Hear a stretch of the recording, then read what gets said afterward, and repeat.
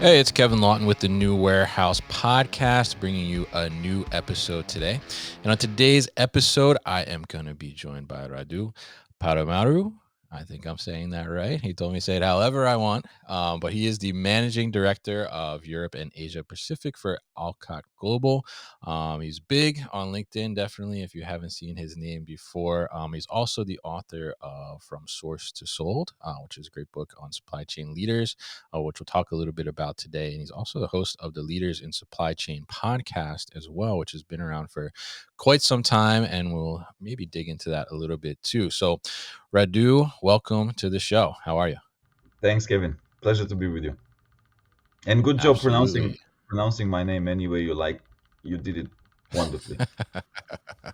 I tried my best. You tried to give me a little coaching beforehand there, but then you said just do what you want to do. So I tried as much as I could there. I appreciate that. So it's great to get you on the show here. Really interested to dig into some topics here and kind of get your perspectives on a few different things within the supply chain overall, since you're in touch with so many leaders and people throughout the space. But for people that maybe not familiar, why don't you give us kind of a brief overview of Alcott Global, who you work with, and kind of where your passion for logistics and supply chain comes from, because you do a lot of things in this space, and I'm curious what kind of drives that and where the background is for that.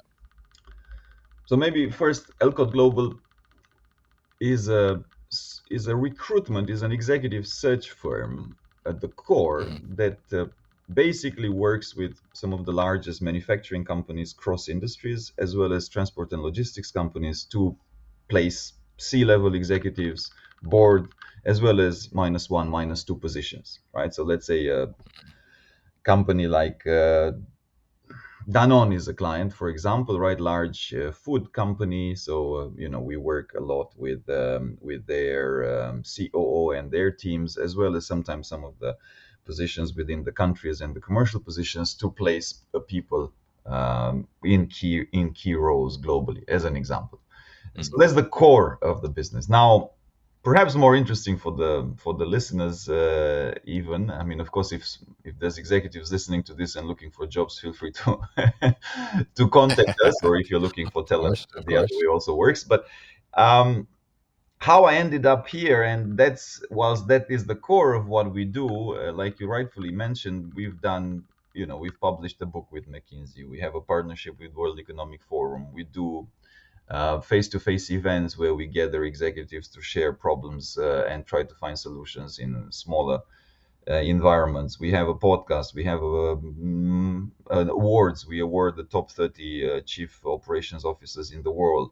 So there's a number of other projects that we do, and that is ultimately rooted. Those are rooted in the passion and I would say Mm. yeah, it's passion. Yeah, I think it's passion for the supply chain as a function, for operations as a function. And more specifically, how I ended up, it was completely by randomness. 10 Mm. years ago, when I ended up in recruitment, it was with a different firm first. I mean, in fairness, I didn't even know what is supply chain, but just as it so happens, my Yeah. first client was a logistics company, and then I Mm. started doing searches, and then you kind of get to truly understand more and more as you do searches. So I mean, this was a process over years. Yeah, didn't happen overnight. Yeah. Just to be specific and clear here. And I think the second part which helped is that I'm curious by nature and I love learning. So actually, the podcast, when we started 7 8 years ago, it was a way for me selfishly to learn more, because I got all these Mm. CEOs and COOs on the podcast, and I was like, that's the best way to learn about an industry, because if somebody really gets it, they can explain it simply. And the Yeah. podcast was first and foremost, in fairness, for me at that point, and then second for the audience. In the meantime, it has. I mean, I'd like to think it has changed the order of priority, but Yeah. that's how I got to learn a lot, and I got more and more passionate. And over time, also what had happened, and again, this I can't stress this enough. This happened over years. It's not just like one day I woke up. But the deeper I went, I really, really like the people in supply chain and logistics. In a sense, Mm. my background was management consulting. I dealt with a lot of different corporates across, whether it was financial services whatever, healthcare services, hospitality, and manufacturing as well. I find by and large, and it's a big generalization, but by and large, people in supply chain, logistics, manufacturing operations tend to be a lot more practical, pragmatic, get stuff done type of Mm, people, a lot less shiny, uh, story. I mean, maybe storytelling, because I do want to make a point about storytelling. Sales, let's sales, and sometimes politicians, mhm. right? If you go into some of these organizations that are more services oriented, they are very political driven. So which is Yeah. not bad or good, but it's, it's perhaps I prefer the people that are a bit more straightforward as a personal preference. So over time, and I've made a lot of friends. Obviously, I mean, now I have hundreds and thousands, and like you said on LinkedIn, we have so many people in all corners of the world, and the book has made its way to so many different people in 50 or 60 countries so far. So Mm. it's now it's really the snowball has grown into an old avalanche, right? So obviously I'm completely biased now Yeah. of why I like this, but that's kind of how it grew, right, over time, Mm, if it makes sense. So I stumbled across supply chain by curiosity, learning, and because I do like to be passionate about what I do. I got to know more and more. I got to know and make more and more friends. And now, over the course of the 10 years, I have a lot of friends. And obviously, I know intimately, or I like to think I know intimately their problems, also what they bring as value to the overall world. I do truly believe that supply chain is the place to be. I also believe that we're mm. not telling the right stories or the strong enough narratives to make it sexy to the wider populations. Not yet. We've made some improvements, but we're not yet there. And therein lies the answer to your fairly long answer to your question. Yeah, I mean, I love it, and I think it's such a great thing, and I love that you're saying sexy too. I mean, we say here that the warehouses are sexy, right? You see the shirt behind us here, but yeah, I mean, I think it's such a great thing, and I love to. I mean, we have some parallels here because I started my podcast for the same exact reason. I wanted to learn more about the warehousing industry, and it was just kind of a selfish way to to do that and talk to people. So I mean, I think it's such an interesting thing, and I love the passion there, and I love the recognition too of people in this space being more practical, as you said, and more kind of getting it done, driven, I guess you could say, in a sense. And I love to see that you've created all these things surrounding that to be able to support that and help that and kind of drive that further interest and tell those different storylines as you were mentioning too, and making it more of a point to say, hey, supply chain is important and it's here, and these people are doing really good work. So I think that's such a great thing, and I think it kind of ties into something I saw on your profile there, where you say that you are I think the quote is you're a fervent believer that people are key in business, and I'm curious, obviously within supply chain and operations, I mean, there's such a human element and presence to that. So as you see that, and now we see all of this new technology coming into the space, whether it's in warehousing or supply chain as a whole, we see automation, AI, and robotics. They're playing a larger and larger role in supply chain, and it's pretty evident that they're here to stay, right? And in some cases, there's some thoughts, skepticism that they're replacing people, taking jobs. I mean, so with those kind of advancements in those types of technologies, I'm curious, how do you still see people still being a key part of keeping the world running through the supply chain? There's something I like to say, which is that technology doesn't make or break businesses. People Mm-hmm. do, Mm. at least for now. I have Yeah. not yet. I mean, whilst and perhaps if I was Sam Altman from Open AI, I would say the same. He said that we're going to see multi-billion-dollar businesses built in 10 people or 100 people. I mean, he threw out a number, and then somebody kind of ironically um, observed that, Mr. Sam, your OpenAI has about 800 people. So if you guys with the best technology haven't quite made it, I mean, I don't know when Yeah. is that point that you're gonna make it. Yeah.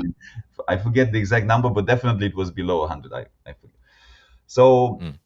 whilst I do think that absolutely it's happening, all that you Mm, have said, right? Yes, automation is happening. There's, I don't want to get technical here. I mean, through AI, I'm not so sure it's happening, but there's a lot of machine learning for now. It's gonna, there's mhm. a lot of machine learning applications. There's a lot of different tech that takes away the repetitive tasks across supply chain that's already being implemented. That all is happening. And of course, people are being, you can say, replaced. I don't know if necessarily is the whole FT, right? The whole full-time employment. If that indeed, Yeah. sure, in some cases it happens, those jobs are really not the most interesting jobs, because the jobs that go away are the repetitive, pretty brain dead type of jobs, right? I don't know, Mhm. including if you have to copy paste an Excel from here to there and you do SAP implementations. I mean, in fairness, and in reality, in even if the most sometimes the most advanced tech companies are not necessarily communicating across business units, you end up doing stuff that are extremely manual, even if you do have access to the most uh, Yeah. advanced tech. So what I'm saying is that yes, it's happening. I think it's technology. Clearly, I don't think anybody is here to say that we're going back to pen and paper. Everything is more and Yeah. more digital. However, I would argue that people are even more important, because ultimately, Mm. who makes this happen? People do. Yeah. I mean, now again, I'm not saying that all people or all jobs are created equal. That's a distinction, right? Because obviously the person that is now moving from one box of Excel to another, that I would be extremely anxious if I had that job. But the person Mhm. that runs the, let's say, the processes, that understands the digital layer, that understands how do you now reconcile the two systems. I'm giving an example. Reconcile the two systems, so that person that is just moving Excel information no longer needs to exist, because you do that integration properly. Again, I mean, silly Yeah. example. That person, though, is extremely valuable, more valuable than ever before, because the ability to make things happen across fairly large and smaller and mid-sized companies in a digital first environment, that's a key that is worth millions, literally, because you save, Mm. you become more efficient. But that is a person, right? I mean, I'm simplifying here. There's many different other roles in that, in in that kind of scope. But the people that are able to make change happen, that are digital savvy, and that have a good understanding of how do you basically combine all of this. And of course, I'm not, of course, not discounting. You need to have good old supply chain skills. I mean, Yeah. you need to have end-to-end supply chain. I mean, you're not gonna do and manage to pull off an automation project in a warehouse if you don't know how to operate a warehouse. That's silly, right? I mean, Yeah. That's true. also, I mean, yes, we talk about AI and so on, but I dare anybody try to just go with ChatGPT or whatever most advanced AI that they have. Somebody who's Mm. never operated a warehouse, you try to put an automation system in place. I mean, come on, like, Yeah. you can't do that. I mean, you are likely to fail. So what I'm saying is the people that element, I would argue, Kevin, is more important now in an age where technology is taking over the dumb jobs. I'm sorry. I mean, maybe it's a Mm. little bit exaggerated. The brain dead jobs. Then you need Yeah. very smart people, right? That know how to best use it, how to best use technology. Mm.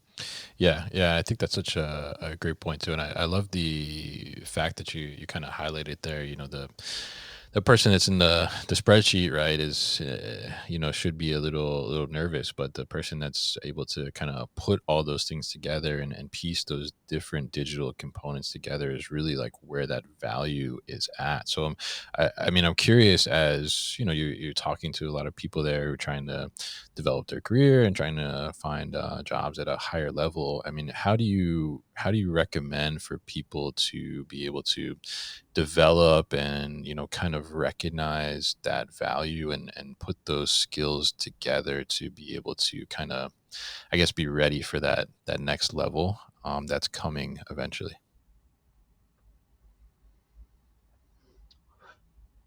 Let me start with an example of who Sure. mostly gets. Let's say we do a CEO job. CEO job.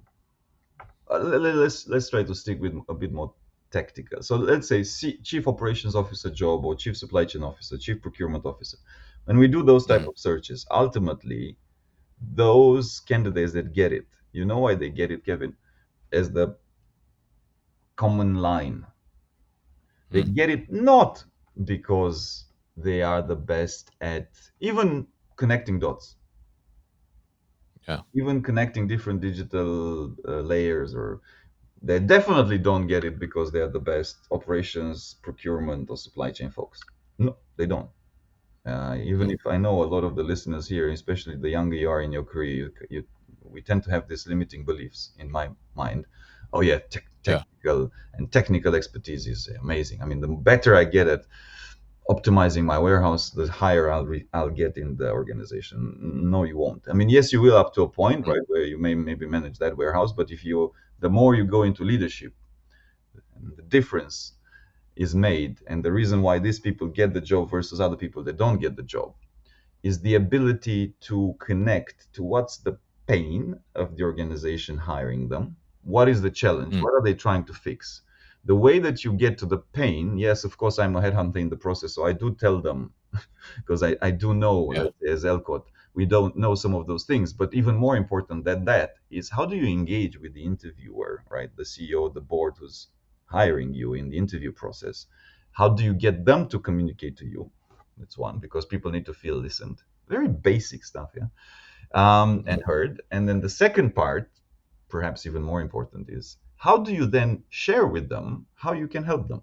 It's like that basic. Mm. But yeah, that sharing Yeah. part, Kevin, is like you need to be able to communicate. You need to be able to tell a narrative of how did you do that in the past? And that narrative should not be, oh my God, I optimized this network and I maximized my utilization of trucks and I decreased cost by 5%. No CEO or board will be really interested in that, even if that at the Mm. core is obviously your day-to-day fundamental job. Yeah, what they will be Yeah. interested in is stuff like, okay, look, I help the CEO increase margin, increase profitability, uh, serve our clients better, which resulted in bigger business, increase market share.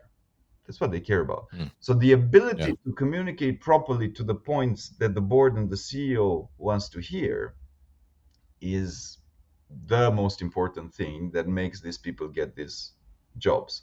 So I would say, now back to your question, the soft skills are the hard skills, Yeah. in a sense that, again, fundamentally, if you want to be a CFO, you'd better understand accounting. Fundamentally, if Mhm. and know how to do it. Fundamentally, if you want to become a global head of warehousing for whatever big company, Amazon, I mean, you'd better understand kind of how to run a warehouse. Yeah. I mean, I'm not Yeah. discounting Yeah. basics, but to be able to make it as a global head of Amazon, that is really just the hygiene factor knowledge. That Mm. what you need to build upon is first also the, and we talk about it in the book, right, the chain model. First is also the how do you build your networks inside the company, right? Because each step, the higher you get, it's yes about how you know, but it's who you know in the company and Mm. who does support you to get that promotion, right? And then also the peers and the bosses and the the teams that make you successful. Second is also about the ability to, how do you tell the right narrative, right, to drive your organization forward? Because it's not, Mm. again, you're not going to inspire people to say, oh my God, let's automate this warehouse by another 1%. Yeah, that will not get people out of bed. I mean, normal people, maybe geeks, yes, but I would Yeah. not. I don't know about you, but I mean, you got to tell a narrative that's a little bit more inspiring, right? So whether that is, Mm. look, because we do this, we're going to be able to serve more kids. Mm. I'm making it up, yeah, but again, that ability to tell a compelling narrative is crucial for your team. And more important, the ability to influence. So chain model, right? N stands for narrative. I'm going through a little bit Yeah. backwards now. I stands for influence, the influencing piece of your peers, right? How do you influence? Okay, you're global head of warehousing, but you don't just get budgets out of ether, right? I mean, there's a CEO that gives you Yeah. a budget. There's some other peers that benefit from it, whether it's marketing, sales, whatever, advertising, right? The ones that sell the product in the case of Amazon. I mean, you got to influence them to say, look, if you give me that budget, ultimately we all win, right? And you get more. Yeah. These skills are not hard skills. If you follow my logic, Kevin, it's actually soft skills. And I think what most people kind of fail to, again, the more you the more you grow in age, maybe, and in career, I think that these things become more and more evident. But maybe earlier on is less evident. But that's what Mm, it is about. Yes, you should have a fundamental, good principle understanding of the job. I'm not denying that that's important. It is. But then the yeah. soft side of communication, influencing, telling a story, end-to-end understanding. How do you work with your peers, with your stakeholders, with your teams? That becomes a lot more important in any leadership role. Mm. Interesting. Yeah. Yeah. I think that's such a interesting perspective. And I love that you kind of pointed that out. Cause I mean, those soft skills are certainly so important because as you get, I think to higher and higher levels in your career, it becomes more and more important to be able to, like you said, you be able to have that influence and be able to leverage other people that are you need to work with to make things happen and make those things come together. And just having the technical knowledge and just thinking that like, oh well, I know everything, right? And I'm the best gift to everybody here. Like I mean, it's never gonna allow you to accomplish anything, right? I mean, you need to It's be going to able allow you to to be work the with best people. Yeah, individual expert. So if you're looking yeah, for a rocket scientist, I mean, that person perhaps is not necessarily needs to be the most inspirational. I mean, you put him, her in a corner, let them do their yeah, magic. Okay. But the moment that you yeah. ask the same person with that skill set to lead and inspire an organization of hundreds, thousands of people, well, that Mm, changes. I mean, it's the simplest analogy. Think about it when you went to school. I mean, now you're a professor. When you and I went to yeah, school, I'm sure that we all had these amazing professors, teachers that were like, wow. I mean, you can see that they're brainy, yeah. You can't understand yeah. a thing of what they're saying. I mean, it's like I have no clue what they just said. Like I don't remember anything. And the ones that you actually remember after all these years, 20, 30 years, and look back in high school, in primary school, in university, are the ones that were able to connect, to inspire, to tell a Mm, narrative, to tell a story, to connect to real life. Like, look, this is how this thing that I'm teaching you actually connects, right? There's not so many, yeah. but this is how it links. Actually, it's the same. The best leaders are the best storytellers, are the best ones to tell narratives that inspire people and to get stuff done. Mm.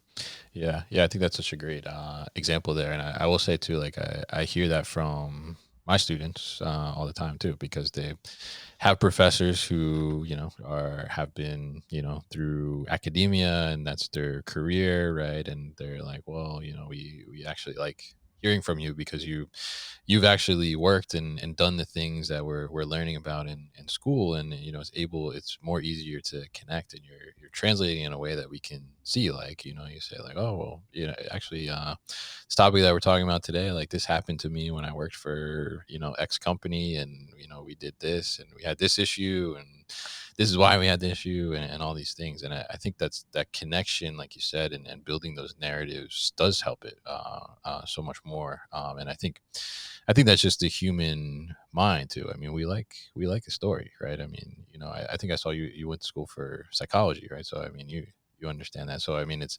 the doing that and having that kind of perspective, being able to create those narratives allows for those connections, I think, to happen more, and more of that understanding, and like you said, that influence too, to be able to push somebody to do something more, which I think is very interesting. So really interesting insights there from you on that perspective, and looking at that. But I guess back on the topic of technology in the supply chain space, I'm curious. I mean, as see out there, and you guys had a white paper that came out around technology as well, and obviously you're talking to lots of people in the space. I mean, what kind of technologies do you think are really exciting or grabbing your attention right now in the supply chain space, and what are people really talking about a lot that you talk to?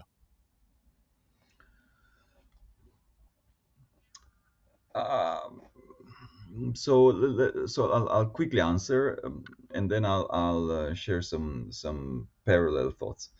Um, Sure. and we actually have an arm in Alcott, which is called Supplify. We have a kind of a separate arm. Andre is leading that from our team. Where basically he aggregated this 1,000 plus software tech related scale ups and startups that fix different problems across supply chain, where it's planning Mm, automation in warehousing, automation in factories, whatever sensors, visibility, and so on.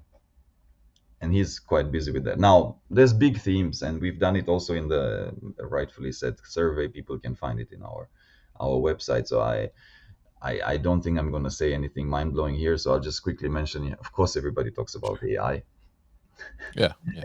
and also, of course, I haven't quite seen anybody that truly uses AI. But Mm, so this I just want to also paint distinctions, right? Because there's a lot of people claiming, I not that I'm an expert, don't get me wrong, I'm not an expert in tech, but I know a lot of super smart people that are.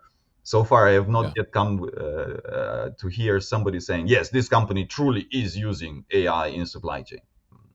Mm, Yeah, yeah. machine learning, yes, and algorithms, yes. But okay, Yeah. so obviously a lot of people talk about AI. Visibility has been a thing that there's different tools that you can achieve that. Automation, and perhaps even more is affordable automation, right? It's like, because automation Mm, can be extremely expensive, and oh in yeah. fairness, there's most markets it doesn't really make sense still. I mean, if you look in Asia, I mean, maybe Japan, Korea, uh, the rest, I mean, it's why would you automate in fairness? Because the labor is, it takes you 10 years to take your money back, right? US, Yeah. yeah, absolutely sure. Europe, yeah, it makes more sense, but there's a lot of markets where it doesn't Mm, make sense. And okay, the list goes on. So I'll stop there for a second because I don't think I'm not a techie myself, so I don't think I'm going to add a lot of mm, value. So there's all this tech. Yes, everybody talks about tech. Absolutely, we tend to focus on the next shiny thing. I remember 6, 7 years ago, I interviewed Yossi Sheffi, which is an amazing professor at MIT, and yeah. I Yeah. asked him at that point about blockchain. And he said, "You know, Mm, Radu, I've seen so many things come and go. This is just another yeah. thing that will come and go. I don't see any application in supply chain." Now, remember, this was Mm, 5, 6, 7 years ago when blockchain is like, "Oh my God, this is gonna revolutionize yeah. supply chains." Everywhere. Well, Yeah. fast forward to today, it hasn't really revolutionized anything, right? I No. think AI definitely has is not it's not comparing apple to apple. AI will definitely change a lot of things. But my point here is something else. My point is that we talk a lot about tech. We have our own conferences, which we only started because I was fed up with this. You go Mm, to a conference and there's like, people on stage, wow, this X tech, mind blowing, or that Y tech, wow, I mean, it's just, mm, you switch it on, your whole organization's, no, you're competing with Amazon, man, like literally, yeah. like sure, like that ever works. So I not so back to the quote, tech for Mm, the sake of tech, not I don't think it works, and I think a lot of people do that. Like, the board is mm, like, oh yeah, I also saw AI. Hey, what are you guys doing for AI? And then the CEO has to show that they're doing something about AI. Yeah, but yeah. fundamentally, what is tech? It's a tool, right? It Mm, should solve a problem. So the fundamental question that still organizations fail to ask first and foremost is, what are you trying to do, man? What are you trying to fix? mm, What's the case study or application? Oh, we want to do AI, but for what? Like, it's like, you have a hammer, everything is a nail. Like, mm, like, start from the other side, right? I mean, you have to have a problem, and then you go, well, what's the most useful, fastest, most efficient tech to fix this? So, case in point, I had Cheryl Capps, amazing professional. She is, literally done from building rockets for NASA to the last job that she just retired is at Corning, which is one of the leading edge engineering companies. Now she sits on a lot of boards, and mm, she was telling me how in Corning they had a problem of not themselves. It's a big problem for most people, most companies. Risk, right? How do you how do you are able to pick up signals to tell you stuff that, okay, maybe I shouldn't buy from here. Geopolitics has all of a sudden blown up mm, in all our faces in supply chain in the last 1 to 3 years, and it's here to stay. How can you pick up the signals that tell you first or among the first that, okay, look, we're going to get a ban on copper from China, again example, I'd Mm. better have another source, huh? Or two, or three, Yeah. or I mean, the Houthis are attacking ships and shooting missiles. Well, I'd better, if I need something critical, I'd better be the first to buy air freight because then the price is still okay, rather than I Yeah. 10x the price. Or I need to do some rerouting. So having that information first is important. And she was sharing with me that first start with the problem, not with the shiny tech. So first that's the problem. Okay, well, what are some of the options that we have? And then they looked at different software providers. They chose one. And now again, a point that I want to make for a lot of the people listening. And I do know that you're with you talked about SAP and Oracle. I think Mhm. the days are beginning to be long gone of multi-year lengthy implementations. Now, of course, an ERP implementation is probably the most complex you can do. A risk Yeah. mitigation software is not as complex, but fundamentally, the new softwares have become easier and easier to deploy. So she was able, in this case, to deploy it in 4 to 6 weeks, Kevin. Mm. And I think that's Yeah. also limiting beliefs in the minds of a lot of professionals. Oh, this takes time. What if I don't want to shake the Right. boat? I mean, it's going to be too complex. Come on, start. I mean, and she also didn't start globally, right? I mean, if Mm. you want to implement an automation in your factories, you don't go all your factories at once. I mean, that will All at once. Yeah. yeah, you start with one, right? I mean, come on. It's again, I'm just stating principles, but I see professionals get lost in the weeds. So she started, Mm. small first. 4 to 6 weeks already, she could see results and show results to her chief procurement officer, to the CEO. Say, hey, look, because of this, we already saved. You want me to continue? Duh. Mm. That balance Yeah. of short, long term, right? Because again, some like, oh yes, in 3 years we'll get benefits, and you try to sell that to the board. The board will be like, hey, thanks, but Mm. I'm on a quarter earnings, so 3 years is a bit long. Yeah. So you need to show Yeah. short term impact as Mm. well as the long term impact. So she did that, and within, I don't know, 3 months it was implemented, and not implemented globally. And not only that, she was becoming a profit in their map of the world, because all of a sudden Mm. um, she could show bottom line tangible savings that would cover the whole budget of that particular team. So Oh these are wow. the things. Nice. So if I Yeah. can summarize, don't put the cart in front of the horse. Tech Mm. is a tool, not the Yeah. ultimate solution to anything, right? Unless you have a problem. So get very clear on what's your problem. It's the same in Mm. hiring, by the way, Kevin. A lot of hiring that fails fundamentally fails not because the ultimate candidate that gets hired is bad necessarily. Mm. It's because the people that hire have not fully aligned on what are they hiring for. And you go through these processes, and then they hire somebody, and then it's like, because there's matrix organizations, right? So one of them is like, I don't think we made the right choice. And then there's also politics. Oh, you are the one, the other one is the one. And but yeah, but did you guys Mm. sit down and really agree what you're trying to hire for at the beginning, right? So Yeah. obviously when we come into play, we really try to do that part well. Even then, we sometimes, in fairness, we struggle. But back to tech, are you clear on your problem? If you're clear on your Mm. problem, if the stakeholders are clear, that's 80% of the journey done, I would dare say. Then the actual choosing of the right tool, sure, I mean it's important, and you should better choose the right partner and so on. But it comes in some ways, it flows in a logical sequence. If you try to do the other way Mm. around, okay, we really need to fix something with AI, you've put the cart in front of the horse. Yeah.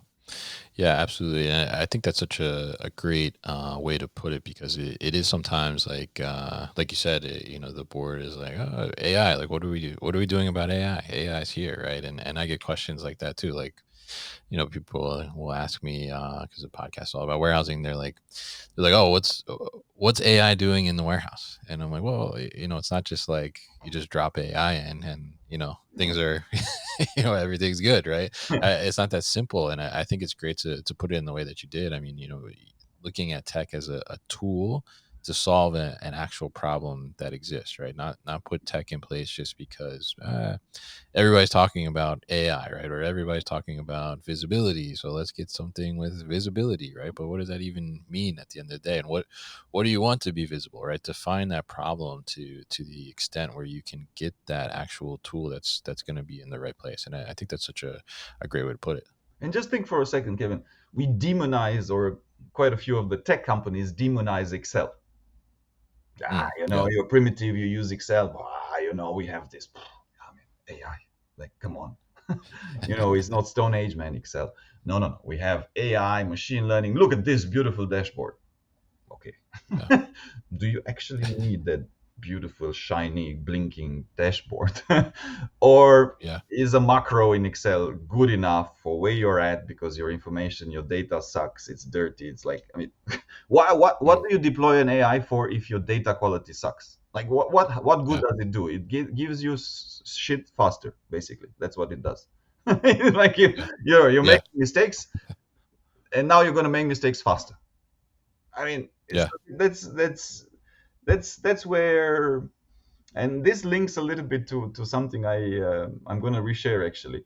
Supply chain is not a game of Simon Says, Mm, in a sense that supply chain professionals, also some of them, also need to grow more confidence and um, courage and ability, need to work on their ability to stand up for what is right.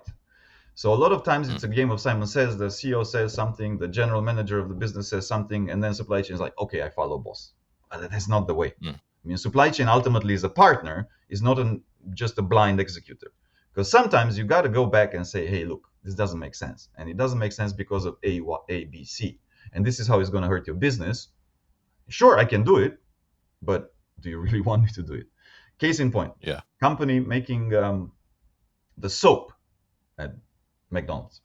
Let's not name them. But mm, I mean, I don't know if you, me, I mean, I've not really paid attention to the color of the soap when you go and wash your hands at McDonald's. But apparently, they no, always bought red. I forget the colors, but let's just say that they bought red. So the general manager comes yeah, and says, hey, I need red disinfectant or soap for McDonald's. And then the head of supply chain goes and says, we don't have red. Take yellow. Right? I mean, we have yeah, plenty of stock of yellow. It's an oversupply. It's standing there, it's sitting, it's basically costing us money, right? yeah, For storing, sell that.